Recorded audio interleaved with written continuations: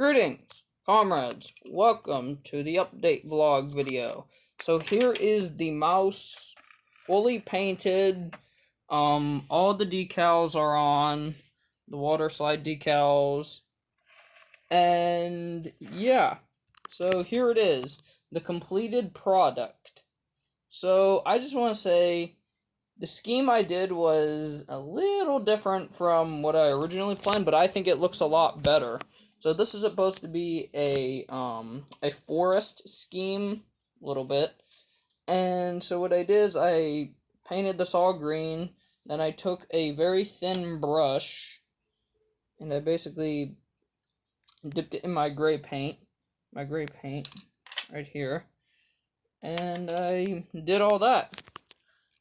So I know today is Tank Tuesday, and we talked about the mouse yesterday, but I still want to incorporate that in this vlog a little bit. So basically, I know I mentioned yesterday about this tank, how it's supposed to, be the biggest, like, German tank of all, be the best of the best. So, I'm gonna be discussing that a little bit. So this was a proposal made by Adolf Hitler.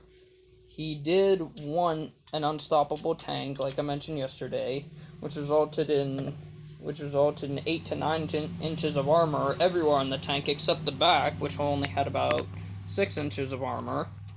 That was supposed to be like the weak spot. And with all this defense, it had a 128mm PaK 44 gun and a coaxial 75mm gun for close combat. And with all this, it came at a price with its speed only being only 12 miles per hour maximum. And this thing was powered by a 1200 horsepower engine because it needed that much power to make this thing even move. So, about the mouse, the first two prototypes were constructed in 1944.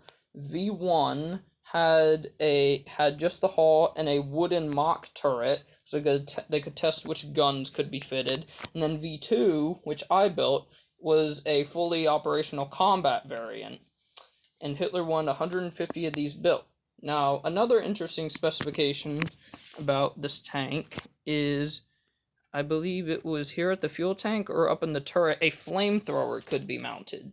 Yes, a flamethrower, if it made it to production. And also the mouse, Hitler ordered that all future orders of this tank have a 150mm gun instead of a 128mm gun.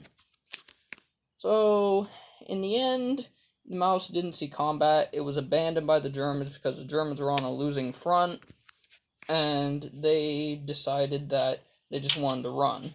They just wanted to run away. So they left the V2 destroyed with the turret popped off, and the Soviets were able to recover it.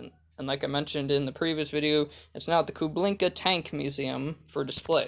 But all the insides are destroyed. There's no controls, no anything. And yeah, that's pretty much it. I really liked painting this thing. And putting the decals on. Fortunately, there were not that many decals for this. There were only a couple, and they weren't too difficult. And yeah, I tried to do that green-gray scheme. I tried to make it look all fancy. Yeah, that's what I did. So, I hope you guys think it's all cool and stuff. That's my completed mouse right there. Well, anyway, I just wanted to do something, a quick vlog today, incorporating Tank Tuesday, talking a little bit about the mouse and this completed model. I hope you all enjoyed. Be sure to like, comment, and subscribe, and I'll see you guys in the next video. See ya, comrades.